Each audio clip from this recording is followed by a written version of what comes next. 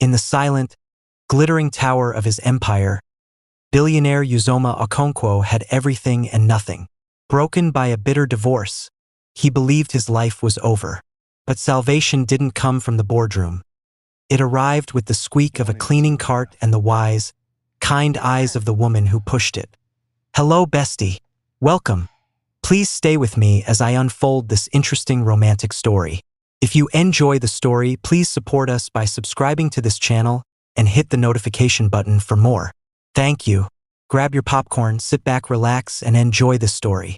The verdict was final. The sleek, black portfolio on Uzo Okonkwo's vast mahogany desk contained not a business deal, but the dissolution of his life. It was crafted from the finest Italian leather, its corners sharp and precise, a stark contrast to the ragged, formless void it had carved inside him. 15 years, 2 children, Chisholm's bright, inquisitive eyes and Kanechi's gummy, 6-year-old smile flashed behind his eyelids. Countless memories, now curated and weaponized by teams of lawyers in air-conditioned courtrooms, were reduced to cold, efficient legal language, irretrievable breakdown, custody arrangement, division of assets. Neka had won, not just in court but in the narrative. Shed painted him as a ghost in his own home, a provider of funds but not of feeling. Shed taken the children to her family in London, citing a need for stability and emotional connection. A stability he, with all his billions in oil, real estate, and tech, apparently couldn't provide. The alimony was a staggering, almost offensive number, a sum that could launch a satellite or fund a small nation's infrastructure. He would have paid double to make the hollowness go away. The silence was the true cost. The silence in his 12-bedroom Ikoyi mansion, where the only sounds were the cautious footsteps of staff who treated him like a dormant volcano. The silence in his chauffeured Maybach, where even the purr of the engine felt like a reproach. And now, the deafening silence in his 40th floor office, a penthouse of glass and steel with all of Lagos glittering impotently below like a spilled chest of diamonds. He was a king on an empty throne. The screens on his wall flickered with silent, real-time data from his empire, oil rigs pumping black gold in the Niger Delta, stock tickers for his publicly traded conglomerate, architectural renderings for a new smart city project. He had built all this from a single filling station and a ferocious will. He had conquered everything in his path. Yet, he had lost the only battle that felt like it truly mattered. The one fought not in boardrooms or oil fields, but in the quiet moments Head missed. School plays had been too busy to attend, birthdays where his phone calls were cut short by urgent meetings, the slow, imperceptible drift of a shared life becoming 2 parallel ones. He picked up a heavy crystal paperweight, a gift from a German contractor. Felt solid, real, its weight a comfort. For a wild, terrifying second, he imagined hurling it through the floor-to-ceiling window, watching the reinforced glass spiderweb and shatter, letting the roar of the city flood in and drown out the silence within. But he didn't. Billionaires don't have public breakdowns. They acquire, they merge, they dominate. They don't sit in the dark, defeated by a piece of paper. He placed the paperweight down with a soft thud, the sound absorbed by the plush Persian rug. His shoulders, usually squared with an invincible confidence that commanded rooms, were slumped. The tailored Brioni suit, a uniform of power, felt like a costume. The platinum Rolex on his wrist ticked away seconds of a life that suddenly felt meaningless. He was the architect of his own isolation. He had built a magnificent castle and forgotten to include a home. He was just a man after all, a very, very rich and profoundly lonely man, staring out at a kingdom of light, shrouded in his own personal darkness. The throne was his, but it was emptier than he could ever have imagined. Time had become a syrupy, meaningless thing. Uzo didn't know if he'd been sitting there for minutes or hours. The city's lights below had blurred into a single shimmering smear, a visual echo of the static in his mind. He was adrift in a sea of his own failure, the leather chair beneath him feeling less like a throne and more like the last piece of wreckage from a sunken ship. He didn't hear the door click open. The first intrusion was olfactory. The sharp, astringent scent of lemon disinfectant cutting through the room's expensive, stale air. It was the smell of order, of routine, a world away from the chaotic emotional wreckage he was marinating in. It was followed by the soft, rhythmic squeak of rubber wheels on polished concrete, the sound of the nightly cleaner's cart. A flicker of annoyance, hot and familiar, sparked in his chest. An interruption, an invasion of his carefully cultivated misery. He willed himself to be a statue, a monument to despair. He kept his head buried in his hands, his elbows planted firmly on the cool mahogany, hoping the presence would be a ghost, a silent specter that would do its work and fade away without demanding a single ounce of the energy he no longer possessed. The squeaking stopped somewhere near his open door. He could feel a presence hovering on the threshold, a shift in the air pressure of the room. The annoyance flared again. Just keep moving, he mentally projected, the command fierce and silent. There is nothing for you here, nothing for anyone. But the presence didn't recede. Instead, he heard the soft scuff of a practical, non-slip shoe on the floor, a tentative step into his sanctum. Then, a voice. It was soft, yet firm, woven with a gentle Yoruba lilt that felt utterly alien in this sterile, corporate space. Ogami? The title, my boss, was one he heard 100 times a day, but never like this. It wasn't deferential or fearful. It was curious, concerned. He didn't move. The voice came again, closer now, laced with a practicality that was somehow more piercing than any expression of pity could have been. Sir? You day all right?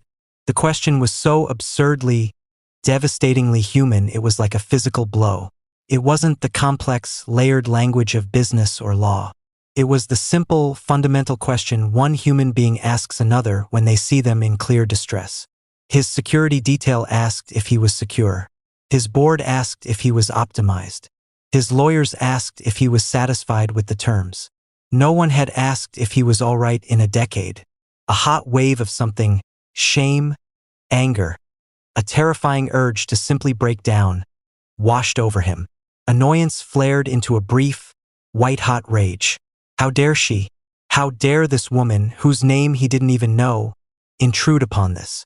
This was his pain, his private ruin. He finally lifted his head. The movement was slow, heavy, as if his head were made of lead. His vision, bleary from unshed tears and fatigue, focused on the figure standing a few feet from his desk. She was slightly built, draped in the standard-issue blue cleaner's uniform, a few faded stains testament to a night's work already done. Her hair was tucked neatly under a simple cap. In her hands, she held a microfiber cloth, not a phone or a tablet. Her name tag, slightly crooked, read Chidinma. Her eyes weren't downcast like most of the junior staffs. They held a quiet, unassuming dignity, and right now, they were fixed on him, filled with a concern so plain and uncalculated it was utterly disarming. The rage died as quickly as it had come, extinguished by the sheer, disarming honesty in her gaze. He was laid bare, and she wasn't looking away.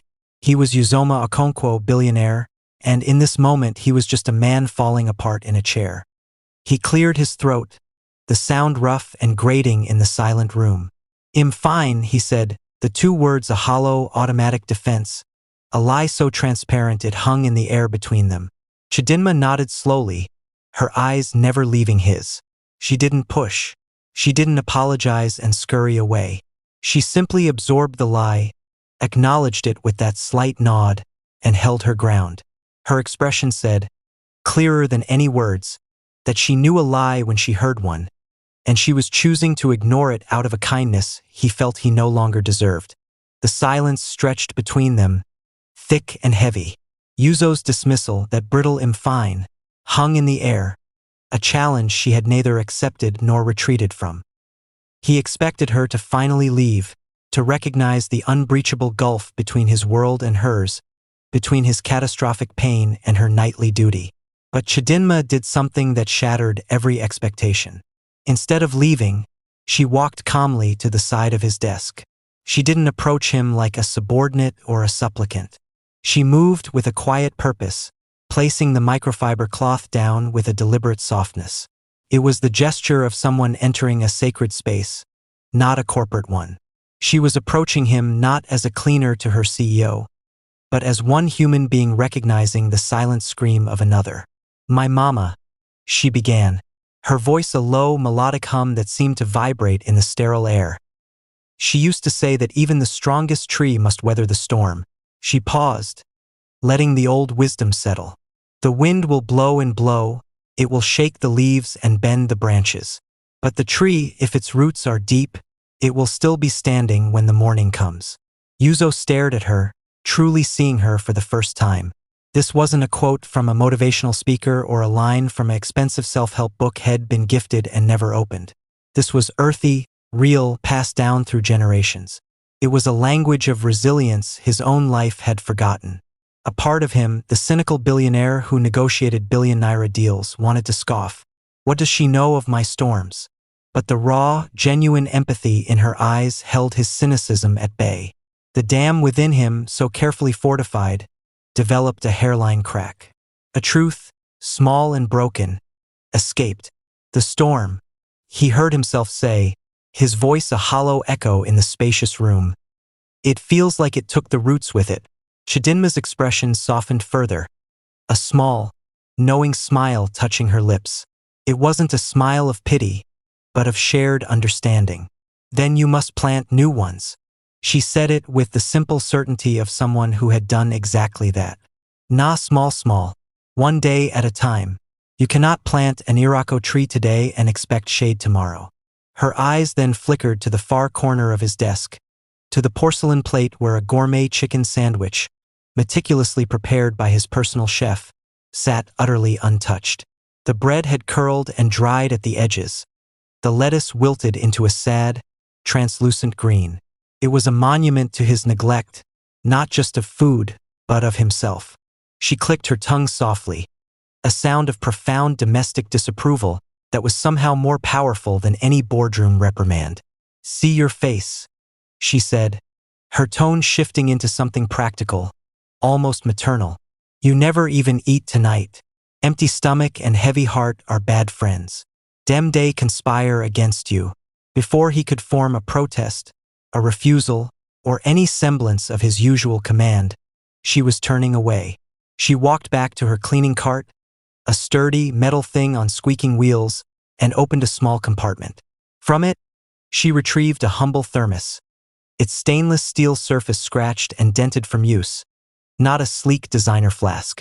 She unscrewed the cap, and the aroma that exploded into the room was nothing short of an assault on his senses. A glorious, fragrant assault.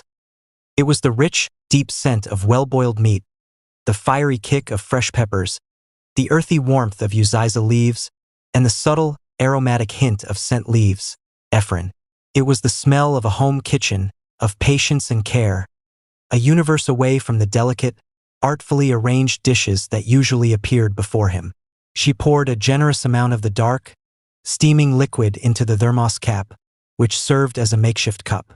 She carried it over to him, not with servility, but with the solemnity of someone offering a vital sacrament. "Here," she said, placing it carefully on the desk in front of him, avoiding the legal papers. "Na my own special recipe. Goat meat. It go warm your body and your spirit. The pepper go make you forget your worries for small time." Hesitantly, Yuzo reached for it. The metal cap was warm against his palm. He brought it to his lips, the complex, spicy aroma filling his nostrils. He took a cautious sip. It was volcanic. It was delicious. It was alive. The heat bloomed on his tongue, spreading through his sinuses, clearing the fog in his head. The rich, savory broth, the tender piece of meat he fished out with his lips. It tasted profoundly of care. It tasted like something a real person made for another real person, not something ordered from a five-star kitchen. It was the antithesis of the curled, worthless sandwich. He didn't speak. He simply drank, the warmth spreading through his chest, a small but defiant fire in the cavernous cold of his being. He drank the pepper soup, and with it, he drank in her unexpected act of grace. In that moment, the gospel according to Chidinma of deep roots, new planting, and the vital medicine of a well-made soup was the only truth he could comprehend. The following week was a blur of forced normalcy that felt like a grotesque pantomime. Yuzo moved through his life, the board meetings, the site inspections, the conference calls with international partners, with the eerie precision of a ghost haunting his own existence. The Ikoyi mansion was quieter than ever, its emptiness a physical weight. He found himself wandering its vast, cold rooms, each one a museum exhibit of a life that had vanished. The silence there was accusatory, but a strange new awareness had taken root, a single point of light in the overwhelming dark. Tuesday. The memory of the pepper soup, of a human voice that asked no more of him than to simply be, became a beacon. The corporate battles that had once been his raison d'etre now felt like meaningless noise. The only engagement that held any semblance of realness was the prospect of that quiet, lemon-scented interruption. And so, a new secret routine was born. He began to consciously clear his Tuesday evenings.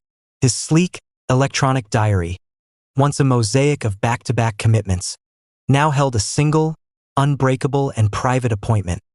Strategic review. His PA, a brilliantly efficient woman named Taupe, raised a discreet eyebrow but asked no questions. To the world, it was the billionaire CEO's dedicated deep work time. To Yuzo, it was a lifeline. He would send his driver home early. Alone in the twilight-dimmed office, the pressure to perform would leach away. He wouldn't work. He would stare out at the city, or simply sit in the silence, waiting. The hollow ache was still there, a constant companion, but it was now accompanied by a faint, flickering anticipation. The first squeak of the cleaning cart's wheels became a sound he actively listened for. Initially, Chidinma was hesitant, professional. Shed knocked softly, even though his door was always open. "Sir, should I come back?" "No, Chidinma. Please come in," he'd say, and he made a conscious effort to soften his voice, to not sound like the CEO. She would begin her work, dusting, wiping, emptying bins. The conversations started small, orbiting the safe, neutral gravity of her work. "The new disinfectant they supply is not as strong as the last one," she might comment while wiping the conference table. "I'll have Taupe look into it," he'd reply, and he meant it. It was the first time he'd ever considered the efficacy of a cleaning product. Slowly, tentatively, the conversations began to drift into deeper waters. It was never an interrogation. It was an organic exchange, built on the foundation of that first shared moment of vulnerability. She spoke of her son, Emeka. Her voice would swell with a pride so palpable it seemed to brighten the room. "He got top of his class in thermodynamics, sir. Can you imagine? My boy." She'd share her fears, the cost of textbooks, the worry that he wasn't eating well, the constant balancing act of her budget. She spoke of her late husband, a secondary school teacher, not with a grief that crippled, but with a fondness that celebrated his memory. "He believed books could build a nation faster than oil," she'd say with a soft laugh. And she spoke of her dream. A small, clean eatery where she could sell her pepper soup and fresh moin moin to busy people who needed proper food. In turn, Yuzo found words coming to him that he'd locked away. He confessed his fear that his children in London would only ever know him as a distant provider, a voice on a weekly video call. He spoke of the isolating paranoia of great wealth, wondering if every smile was genuine or a calculation. He admitted the gnawing fear that perhaps Neka had been right, that in building his empire, he had forgotten how to build a life. He didn't offer her solutions of money or influence. Instead, she offered him proverbs, common sense, and an unwavering, pragmatic faith. When he voiced his fears of failure, she didn't flatter him. She said, "God no give you load way you no fit carry. You have carried plenty before. You will carry this one too." He started to believe her. The hollow ache didn't vanish, but it began to feel less like an emptiness and more like a space that was being slowly, patiently filled.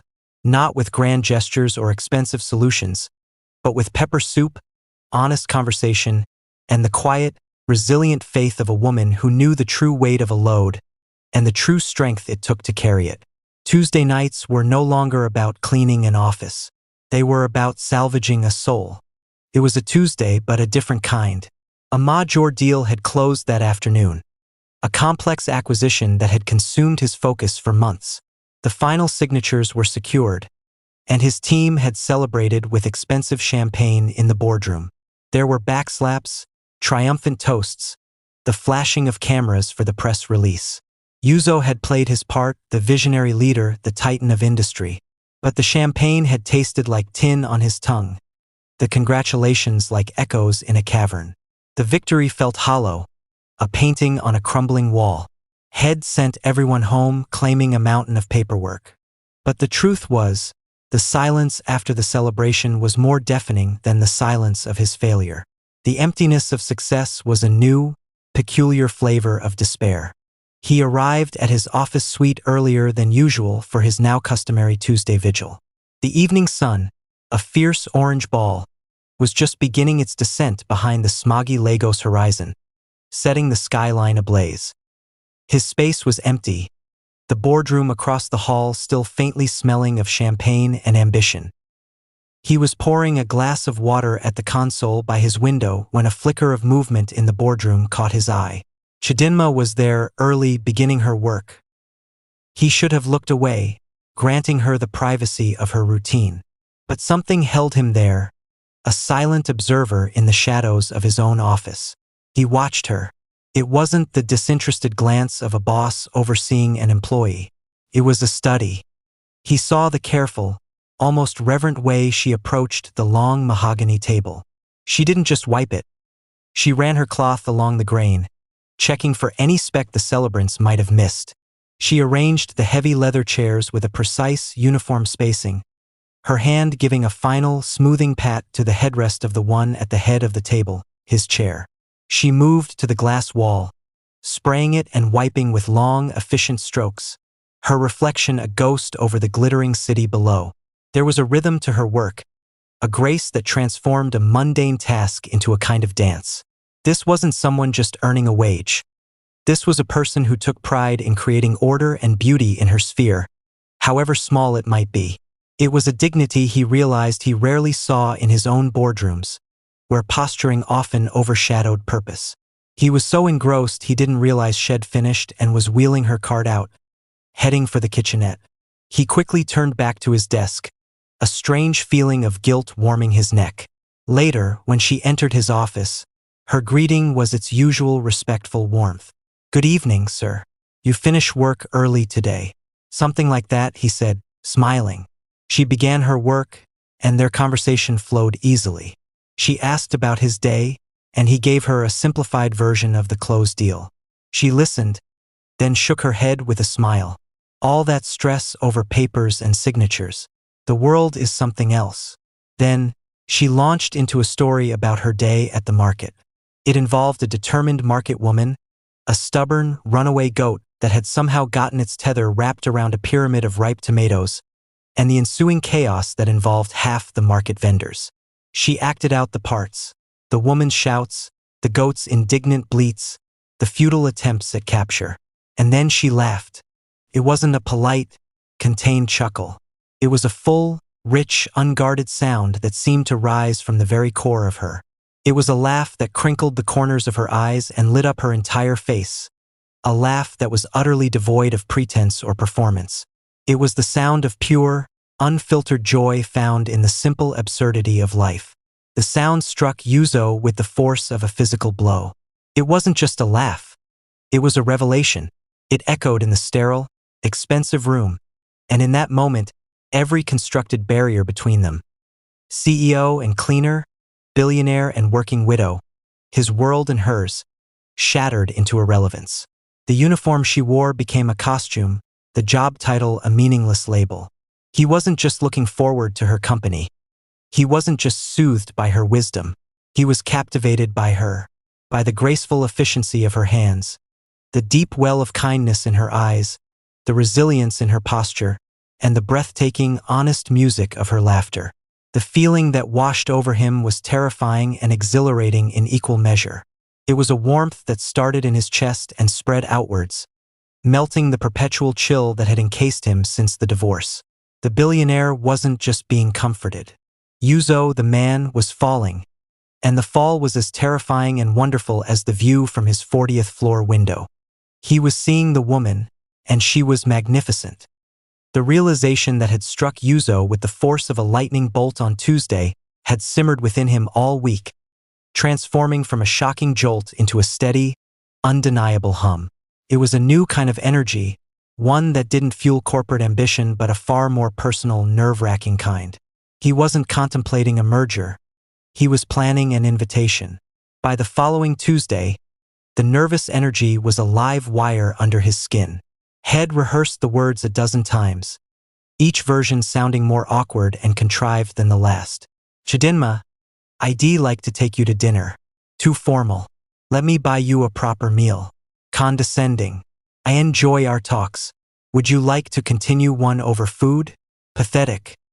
He paced his office, the plush carpet doing little to muffle his restless strides. He was Uzoma Okonkwo, a man who negotiated billion-dollar deals without breaking a sweat, and he was terrified of asking a cleaner to dinner. The absurdity of it almost made him laugh, but the fear was too potent. The familiar squeak of the cart announced her arrival.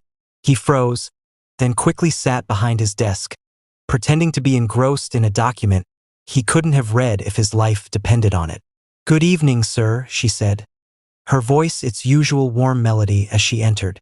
"Chidinma," he said, his voice coming out a bit too sharp. He cleared his throat. "Cancel your rounds tonight." The effect was immediate and devastating. Her smile vanished. Her shoulders, usually so straight with quiet dignity, slumped almost imperceptibly.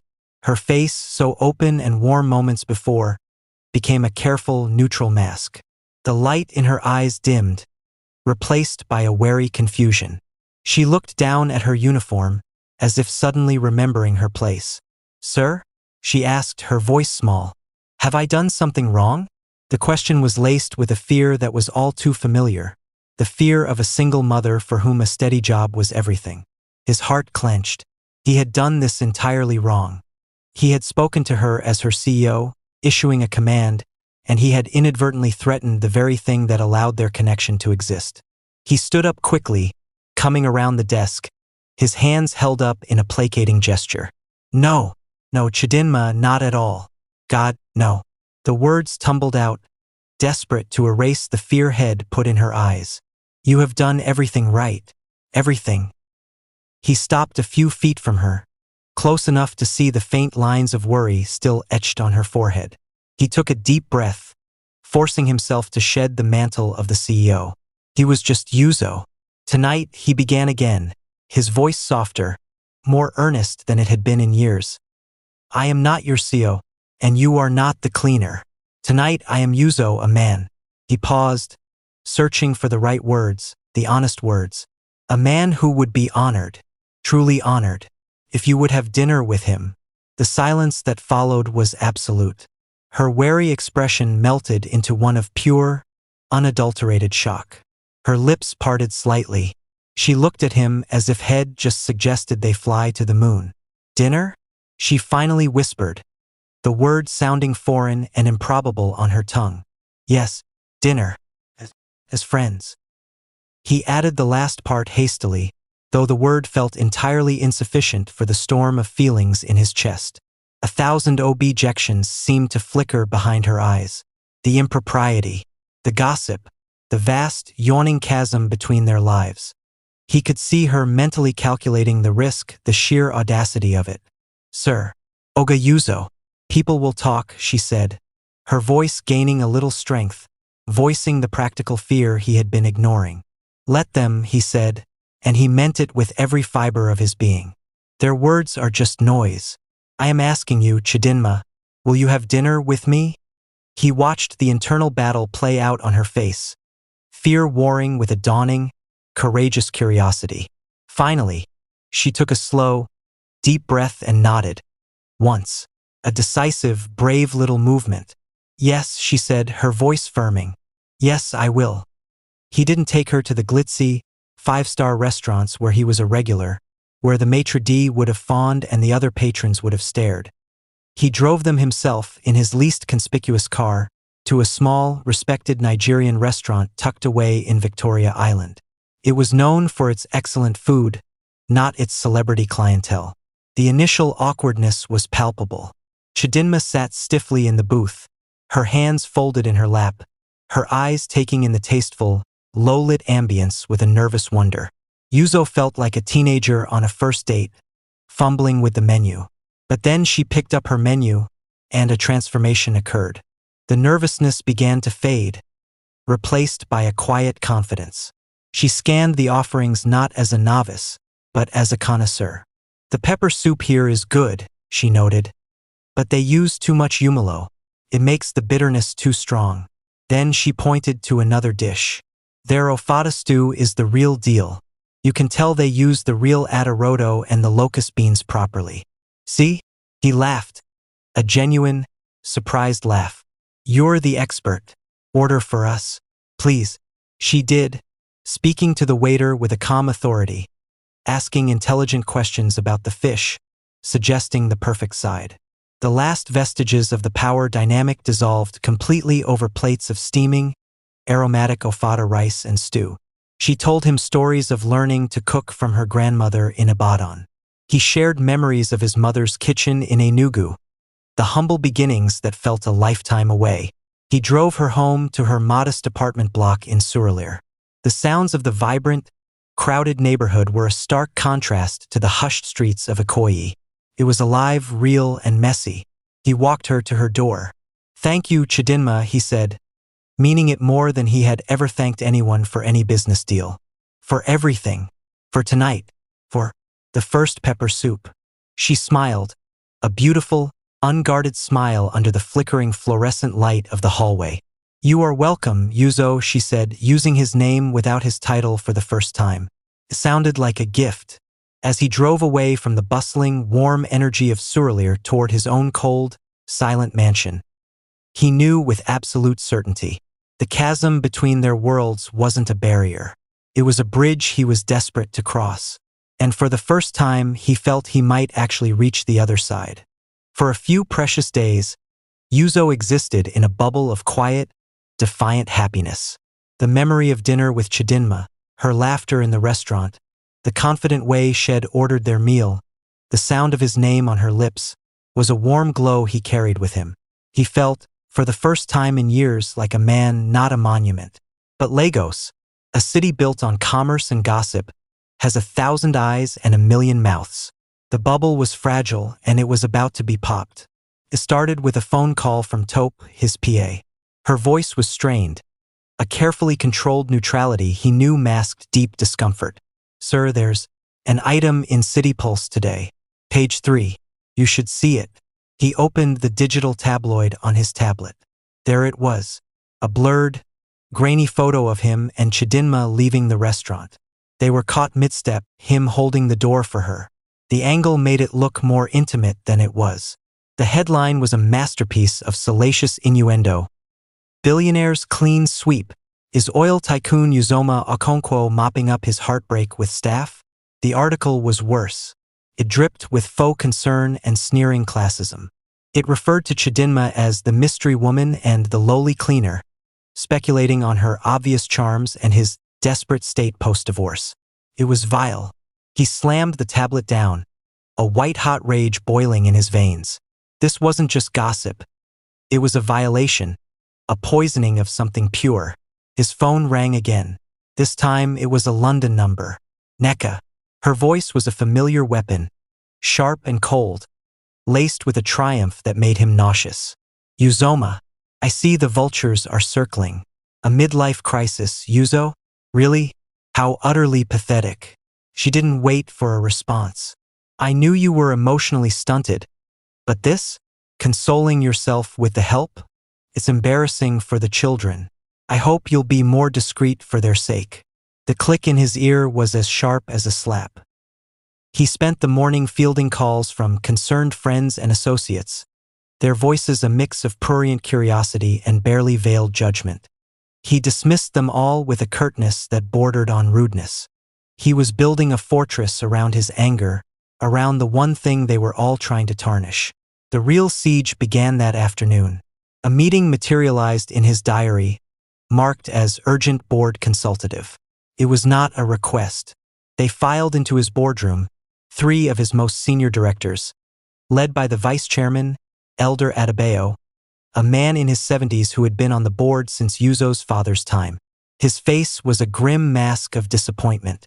Uzoma, Elder Adebayo began, his voice a low, gravelly rumble that demanded silence. We have stood by you through the personal difficulties with NECA. It was a private matter.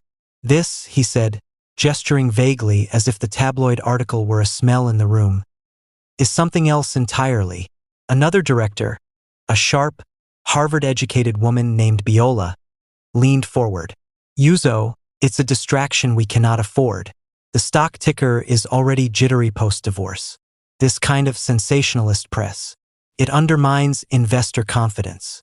It makes you, and by extension this entire corporation, look unstable, unserious.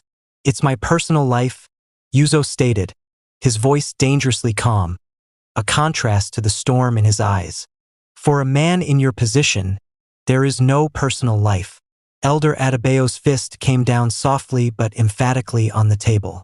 You are the face of this empire. Your judgment is our most valuable asset. This liaison, it displays a profound lack of it.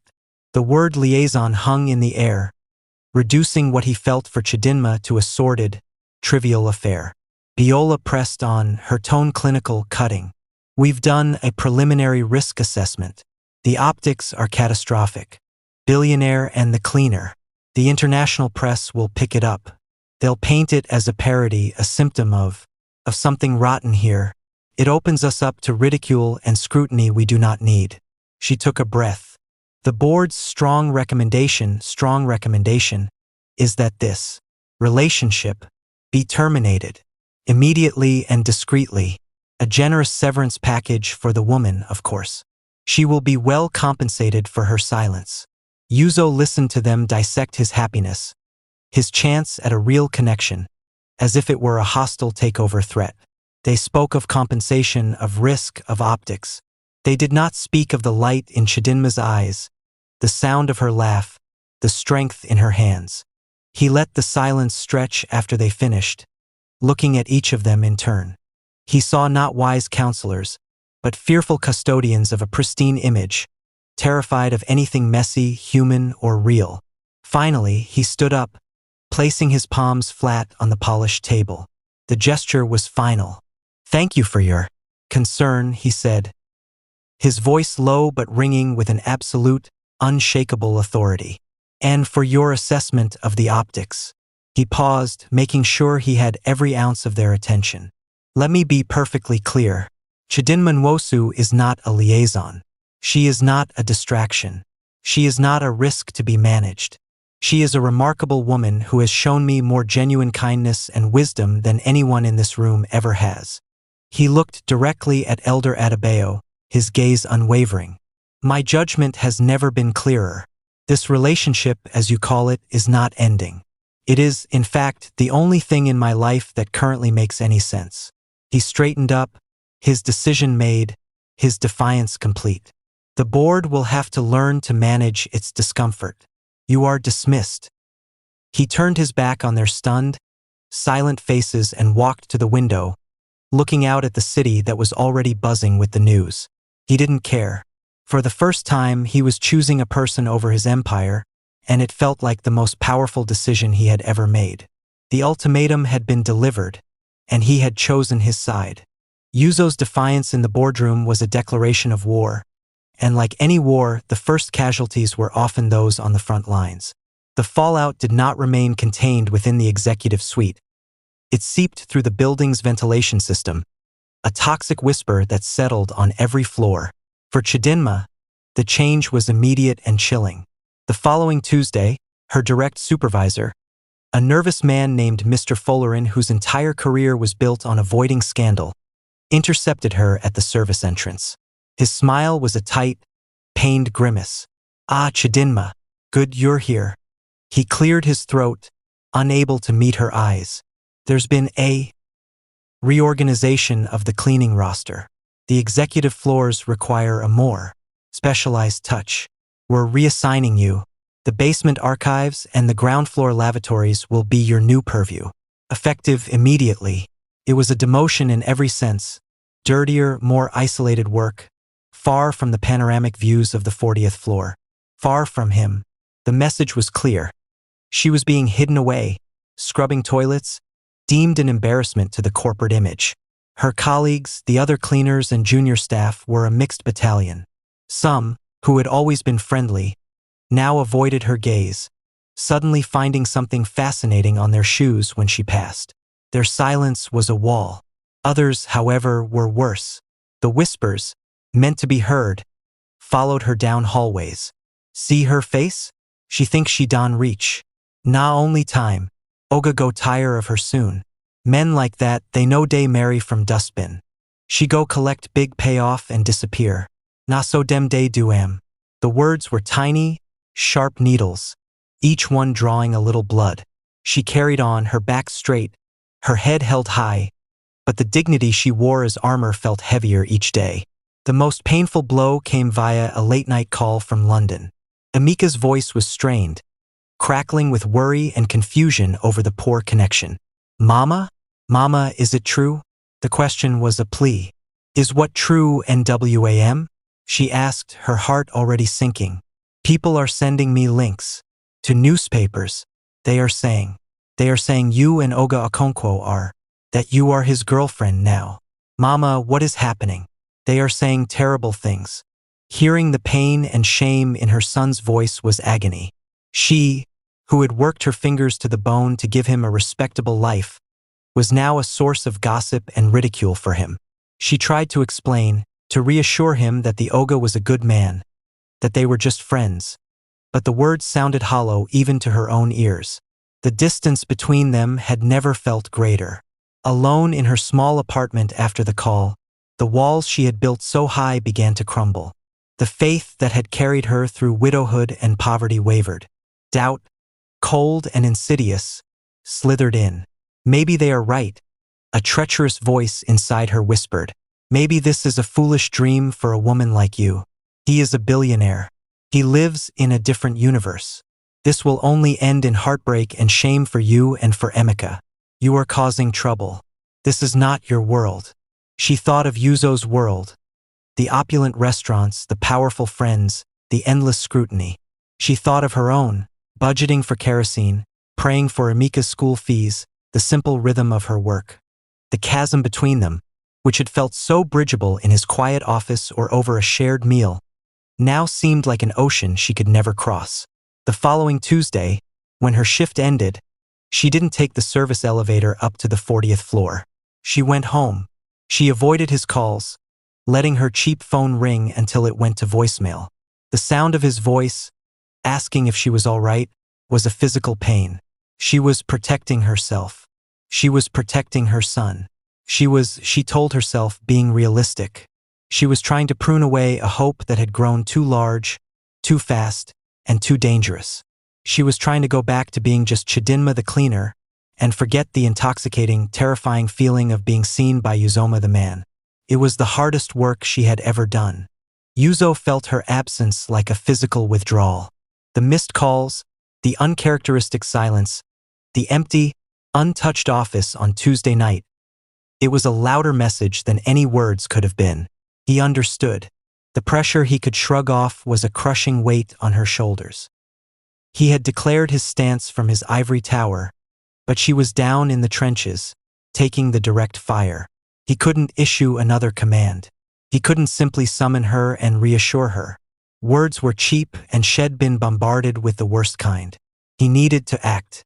He needed to make a statement so public, so unequivocal, that it would vaporize the whispers and show her, and the entire world, the depth of his respect and the seriousness of his intentions. It couldn't be a romantic gesture. It had to be a testament to her value. The opportunity presented itself with the annual Future Innovators Charity Gala, a high society event he sponsored for the University of Lagos Engineering Department. It was attended by governors, corporate titans, diplomats, and the press, the very epicenter of the Lagos elite that was gossiping about them. He instructed Tope to hand-deliver an invitation to Chidinma's apartment in Surulere. It was not a request. Attached was a note in his own handwriting. Wear something that makes you feel like the queen you are. I will be proud to have you by my side. Yuzo. The night of the gala, a palpable buzz of anticipation hummed through the five-star hotel ballroom. Everyone had seen the tabloids. Everyone was waiting to see if the billionaire would show up alone, thus confirming the affair as a fleeting scandal. He did not. When Uzoma Okonkwo entered the ballroom, a hush fell, followed by a wave of frantic, suppressed whispers. And he was not alone. On his arm was Chidinma. She was breathtaking. She wore a gown of deep navy George fabric, embroidered with intricate silver thread that caught the light like a starry night sky. It was elegant, regal, and undeniably powerfully Nigerian. A talented designer, discreetly hired by Yuzo, had created a masterpiece that complemented her beauty instead of overpowering it. Her head was held high, her posture radiating a grace that no amount of money could buy. She looked nervous, but she did not look out of place. She looked like a discovery. Yuzo guided her through the stunned crowd, his hand resting protectively over hers on his arm. He didn't flinch from the stares or the flashing cameras. He introduced her to the governor, to the foreign ambassadors, to his rival CEOs. Good evening, Your Excellency. May I introduce Chidinma Nwosu, a remarkable woman and my dear friend. The title, my dear friend, was delivered with a weight that silenced any snide interpretation. He watched her. She initially gripped his arm tightly, but as they moved, he saw her innate strength take over. She met people's eyes, offered a small, polite smile, and shook hands with a quiet dignity that disarmed the most skeptical socialites. She was not a spectacle. She was a revelation. Then came his speech. As the keynote donor, he took the podium to a room of rapt attention. He spoke about innovation, about investing in Nigeria's future. He praised the brilliant students. And then he paused, his gaze finding Chidinma in the front table, her eyes wide and fixed on him. We talk often of building the future, he said, his voice resonating through the microphone. But we often forget that the future is built on a foundation of values, on integrity, resilience, and the unwavering belief in the potential of others. These are not lessons I learned in a boardroom. He took a breath, the room utterly silent. I am therefore immensely proud tonight to announce the full and permanent endowment of a new scholarship fund. It will not bear my name. It will be named after a man who embodied these values, a man who believed, with every fiber of his being, in the transformative power of education. A secondary school teacher who, though he left this world too soon, continues to inspire those who knew him. He looked directly at Chidinma, his voice softening. This scholarship will be for students of exceptional promise and character from humble backgrounds, in perpetuity. It will be called the Chike Nwosu Memorial Scholarship Fund. The impact was seismic. There was a collective, sharp intake of breath, followed by a moment of stunned silence, and then genuine, thunderous applause. It was an act of breathtaking respect. It wasn't a gift to her. It was a tribute to the man she had loved, to the life she had built from his loss, to the values she embodied. It was the most romantic and powerful gesture he could have ever made. He saw her hand fly to her mouth, tears welling in her eyes. But they were not tears of shame or overwhelm. They were tears of profound, healing joy. He had seen her, all of her, her past, her pain, her pride, and he had honored it in front of the entire world. That night, as he led her onto the dance floor for the first waltz, holding her close as cameras flashed around them, the last shred of Chidinma's doubt vanished. The whispers were drowned out by the orchestra. The stares were met with a newfound, unshakable confidence. He had not hidden her. He had elevated her. He had declared his love not with a ring, but with the deepest respect imaginable. And in doing so, he had given her the courage to finally, fully, stand by his side. The gala had been a triumph, a public declaration that had shifted the narrative from scandal to respect. Chidinma walked with a new confidence, the memory of that night a shield against the lingering whispers. But for Yuzo, one crucial hurdle remained. The most important approval couldn't be won in a ballroom. It had to be earned in a modest sitting room in Surulere. He insisted on it. I need to meet him, Chidinma, not as a CEO but as the man who cares for his mother. On his turf, Chidinma was nervous. Yuzo, he is just a boy, and he has heard so many things. All the more reason, Yuzo said gently. He needs to see me for himself. The chosen night arrived. Yuzo dismissed his driver 2 streets away, not wanting the sleek car to be a spectacle.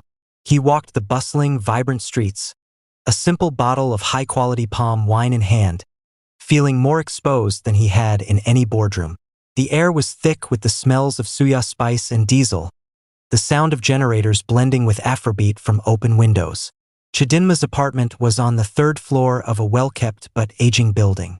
She opened the door, her eyes filled with a nervous hope that made his heart ache. The sitting room was small, but immaculately clean. The furniture was worn but cared for, doilies on the armrests, family photos in simple frames on the wall.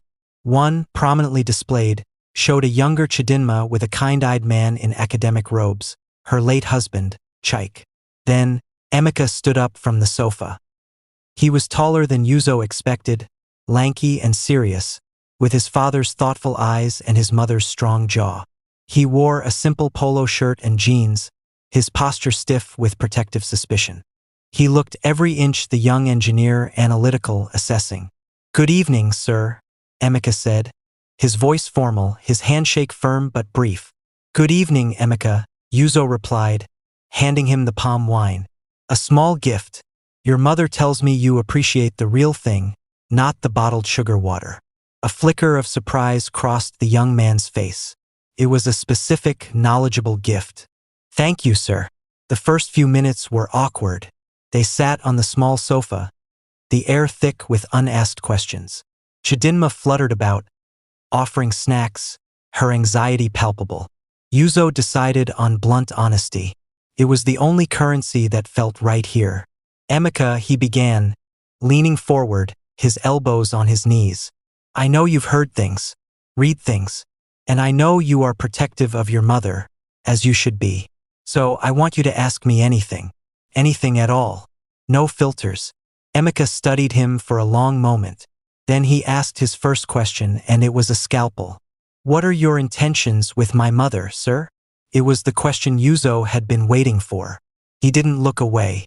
"My intention is to make her happy, to respect her, to learn from her, and to stand by her side, for as long as she'll have me. People say men like you don't marry women like her." The words were harsh, but they were spoken from a place of fear, not malice. "People like me are often fools, Emeka," Yuzo said, a sad smile touching his lips. "I have spent my life building an empire, but I was lonely in the middle of it. Your mother, she isn't impressed by the empire. She sees the man, and she reminds me of who I used to be before all of this." He gestured vaguely, indicating his wealth, his position. "She is the strongest, wisest, most genuine person I have ever met. That is not a line. That is the truth." He saw Emeka's rigid posture soften, just a fraction. The conversation turned. Yuzo asked him about his studies, about his projects. He listened, truly listened, as Emeka spoke passionately about sustainable energy solutions for rural communities. Yuzo didn't offer to fund it. He asked intelligent, probing questions, engaging him as a fellow problem solver, treating his ideas with a respect that was more valuable than any check. They talked about football. They argued about the best jollof rice. Yuzo championed the Delta style. Emeka and Chidinma defended the Yoruba version. Yuzo shared a funny, self-deprecating story about a disastrous business trip to China early in his career. For the first time that night, Emeka laughed, a real, unguarded sound. Yuzo also made a point to speak of Chidinma's late husband with deep respect. "He must have been an extraordinary man," Yuzo said, glancing at the photo on the wall, "to have inspired such love, and to have raised such a son with your mother." It was the final key. Emeka saw that Yuzo wasn't trying to erase his father. He was acknowledging his legacy. He was not a replacement, but an addition. When Yuzo left hours later, it was with a firm handshake that felt like a beginning. "Thank you for your time, Emeka, and for your honesty. It means a great deal." "Thank you for coming, sir," Emika replied, and this time the sir held a note of respect, not just formality. Chidinma walked him to the door. Her eyes were shining, not with tears, but with relief and overwhelming love. Seeing the two most important men in her life find common ground was a gift she had never dared to hope for. "He likes you," she whispered, her voice full of wonder. "I like him," Yuzo said, meaning it. "He's a good man. You did an incredible job, Chidinma." He kissed her forehead. "The hardest part is over." He walked back down the lively street, the sounds of the night feeling like a celebration. He had passed the most important test. He hadn't won over a board of directors. He had won the respect of a protective son. And in doing so, he had secured his place not just in Chidinma's heart, but in her world. The tension that had coiled around Yuzo's life for months, the public scrutiny, the boardroom battles, the delicate dance of winning over Emika, had finally dissolved. In its place was a profound and settled peace. His Tuesday nights were no longer a secret lifeline but the cornerstone of his week, a cherished ritual of normalcy and connection. The 40th floor office, once a cage of his own isolation, had been transformed by Chidinma's presence into a place of warmth. He knew, with a certainty that felt as fundamental as gravity, what he wanted. The grand, orchestrated gestures, the gala, the scholarship, had been necessary for the world. But what he needed to ask required a different language. It required the quiet, honest intimacy of their beginning. He didn't buy a ring from a famous jeweler in Geneva.